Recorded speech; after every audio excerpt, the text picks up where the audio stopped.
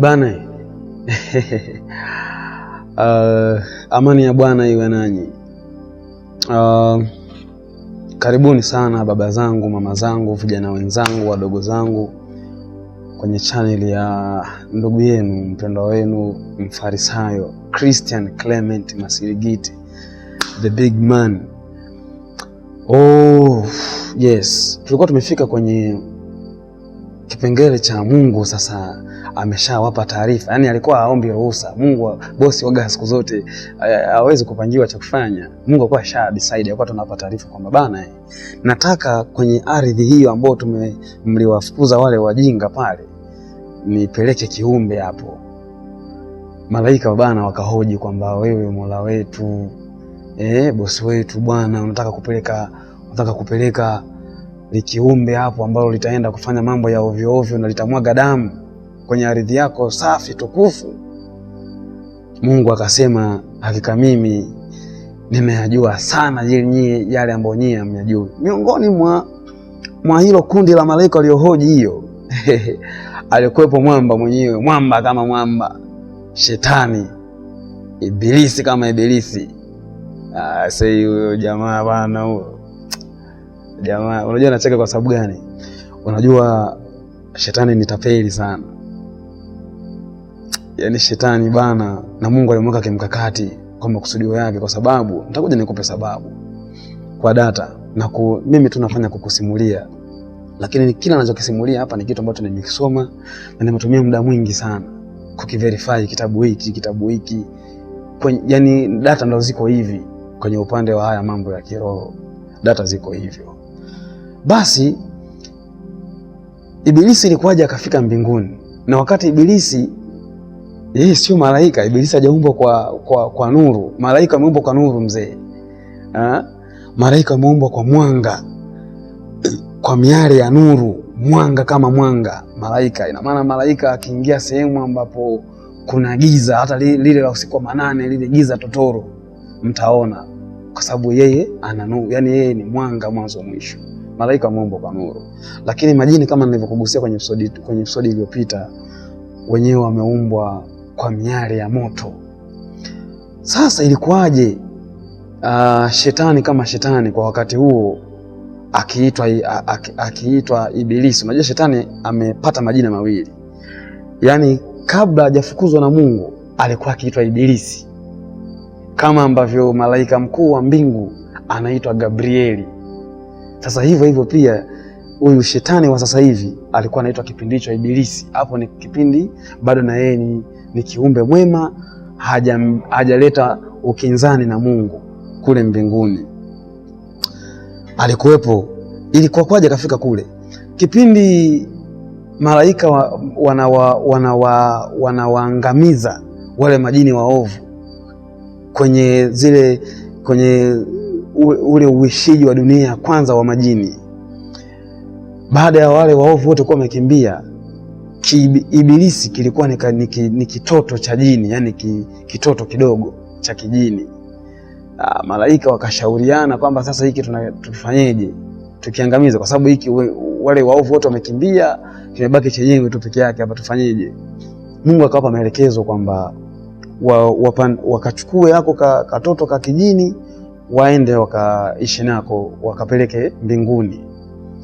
Kwa hiyo ibilisi bwana akiwa ni mdogo akachukuliwa akaenda kulelewa mbinguni, lakini asili yake ni jini, ni mtoto wa kijini. Yani sio kachanganya mambo mzee. Wapo kina Dr. Sule, sio kina Mazenge, mtawauliza watawaambia wakina Prophet IPM. Mimi najua ni watu ambao hivi vitu wanavifahamu. Naamini hata kama wavifahamu, basi kwa sababu nimezungumza, wanaweza kupata challenge, wakaenda wakapitia alafu kaja confirm kwamba Mfarisayo anazungumza ukweli. Kalikuwa ni kajini kale, kaibilisi bana. Ibilisi kwa sababu hiyo ndio tofauti ya ibilisi, jini na Gabrieli, malaika wa Mungu.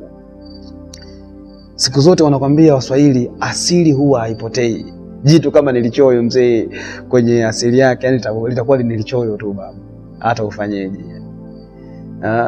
Na kwa mfano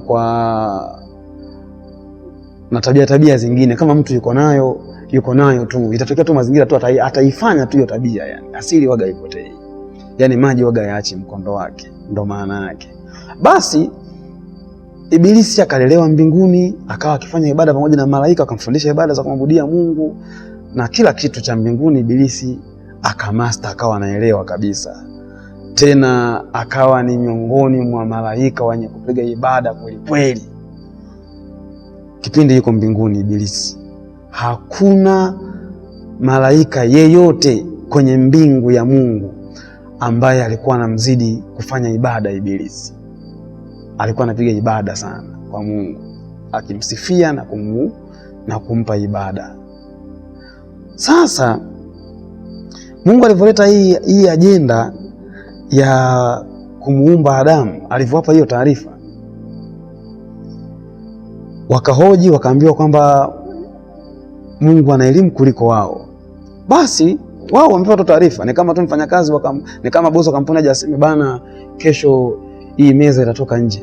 Imeisha hiyo. Wewe huwezi kuhoji kwamba eti sasa kiongozi, meza bwana mbona ni nzuri, kashaamua tajiri, kakupa tu taarifa kwamba bana nyinyi ni wafanyakazi wangu, kesho tunawaambia hii meza itatoka nje na kuna watu nishawapigia simu watakuja kuitoa. Wewe huwezi kuzuia. Basi Mungu akaanza process zake za kumuumba Adamu kwa mikono yake mwenyewe na kwa material ya udongo. Umeona? Basi Adamu akafinyangwa katika mafinyango ya haya maumbile unayoyaona tuko nayo sisi. Basi aka na hiyo concept ya IT kwa mfano wake nini, huo ni hiyo acheni hizo habari bana. Nadhani nikisema hivyo mnaelewa. Eti Mungu akaamua kumtengeneza mtu kwa mfano wake mwenyewe. Hapana, hapo kuna vitu vimeongezwa hapo. Huo ni utapeli huo. Mungu aliamua tu kumtengeneza binadamu kama hivyo unavyoona nilivyo mimi na wewe. Ndivyo alivyokuwa baba yetu. Haimaanishi Mungu, yani Mungu yuko kama ulivyo wewe hivyo. Na hilo komwe. Na hilo komwe. Hilo nalo wewe dada yangu au wewe ndugu yangu brother, hilo komwe. Yani Mungu yuko kama hivyo ulivyo wewe hivyo. Acheni hizo habari bana. Haya ni matosi kwa Muumba. Acheni hizo habari kabisa. Mungu alimtengeneza tu Adamu kwa jinsi ambavyo yeye aliwaza kumtengeneza. Akamtengeneza Adamu. Kipindi ile udongo la Adamu lipo pale, alipokuwa Mungu ameliweka pale. Malaika alikuwa akipita, kwa sababu si ndio maeneo yao kujidai mbinguni huko, peponi huko. Wanapita, wanaliona ile udongo lile. Ibilisi bana, asili yake nimemwambia kwamba ni jini by nature. Alichukuliwa akiwa ni kadogo kipindi kile, majini wenzake wanaangamizwa duniani hapo akiwa ni viumbe wa kwanza kuishi duniani. Kisha akapelekwa mbinguni akalelewa kule, na mwisho siku akawa ni miongoni mwa malaika wenye kusifika mbele ya Mungu na wenye kufanya ibada nyingi sana. Ibilisi bwana aliongea kitu kimoja. Siku moja akiwa na kundi la malaika, alivyopita pale aliliona lile sanamu bana, lile udongo la Adamu lilofinyangwa, ambalo bado Mungu hajaliwekea roho lianze awe kiumbe hai. Sasa baba yetu Adamu, Ibilisi alijiangalia ile udongo akasema, yani siku ikitokea Mungu akataka kumkweza huyu kiumbe ambaye kalazwa hapa likiwa ni udongo kama hivi dhidi yangu mimi, kwa kweli hiyo itakuwa big deal kwangu, itakuwa ni issue kubwa, sitoweza kukubali hilo jambo.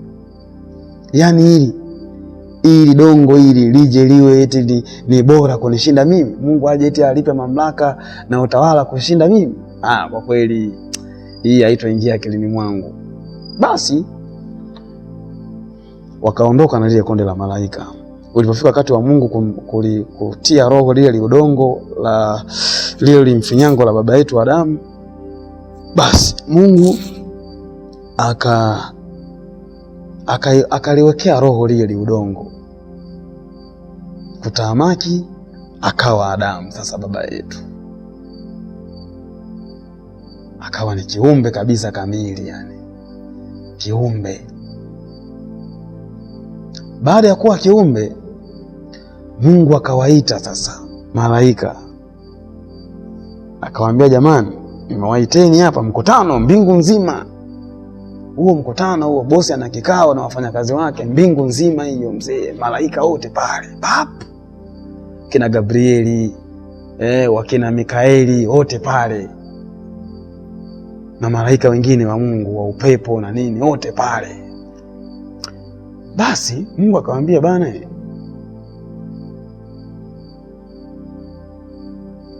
mlitiatia mdomo kipindi nataka kuumba kiumbe changu hiki. Sasa nimekiumba. Umeona bwana? Sasa nimewaleta hapa. Kuna competition. Nataka niwape challenge kidogo. Kuna mashindano hapa kati yenu nyie wote mbingu nzima na na huyu kiumbe ambaye mimi nimemuumba hapa. Sababu mmepiga mdomo sana, huyu kiumbe sijui atakuaje sijui nini. Yaani before hata sijamuumba mlikuwa mshaanza kuleta umbea na maneno. Sasa nataka leo niwashindanishe nyie malaika na hiki kiumbe. Nisaidieni kunitajia majina ya hivi vitu. Mungu akawaletea taswira ya vitu vyote ambavyo vipo duniani hapa mbele yao pale papo. Malaika wataje. Tajeni hiki ni nini, hiki ni nini, hiki ni nini. Bana, malaika waga sio wabishi mzee. Yaani malaika sio kama sisi yani. Wabishi kempu. Malaika moja kwa moja kwa utifu ambao wako nao kwa bosi wao wakasema, kwa kweli Mungu hatuwezi tukakuongopea. Sisi kwenye upande wa elimu hatuna zaidi ya ile ambayo wewe mwenyewe umefanya nini? Umetufundisha.